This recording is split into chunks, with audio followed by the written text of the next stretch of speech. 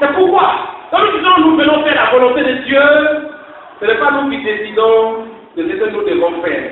Quand nous devons le faire, où nous devons le faire, avec qui cela doit être fait. C'est Dieu qui choisit les hommes, le temps, l'époque et les circonstances et les lieux pour se manier.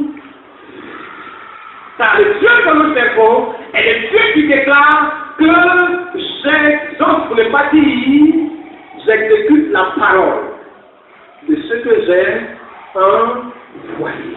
Je confirme la parole de ce que j'ai envoyé. Cela suppose que si Dieu ne t'a pas envoyé, Dieu ne confirmera jamais. Dieu que nous servons dit que c'est un prophète prophétise par audace. S'il parle au nom d'un homme de Dieu, qu'il soit lapidé. Pas parce que nous sommes une mission prophétique, la prophétie ne s'exécute jamais par audace. L'Éternel dit, je mettrai mes paroles à ta bouche. Je mettrai mes paroles à ta bouche. Et tu leur diras mes paroles. Ha.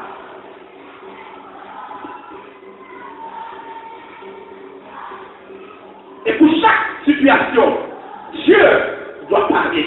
Dieu doit inspirer. Dieu doit révéler sa volonté.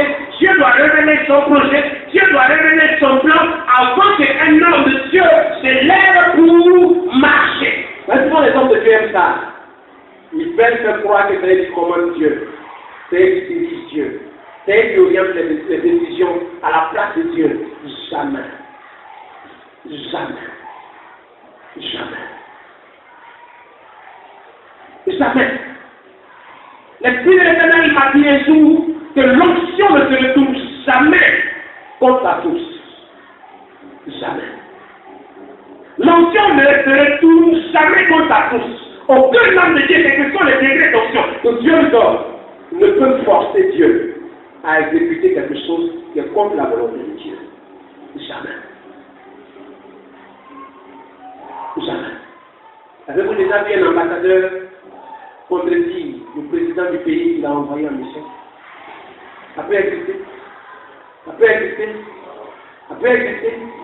C'est pourquoi j'ai prêché ici un jour pour dire que il ne faut jamais forcer Dieu à se repentir. Et c'est la vérité. Alléluia. Alléluia. Dieu dit à Josué, vous avez péché. Et quand il explique, Dieu a raison. Il a raison. Il a raison. Il a raison. Et Dieu aura toujours raison.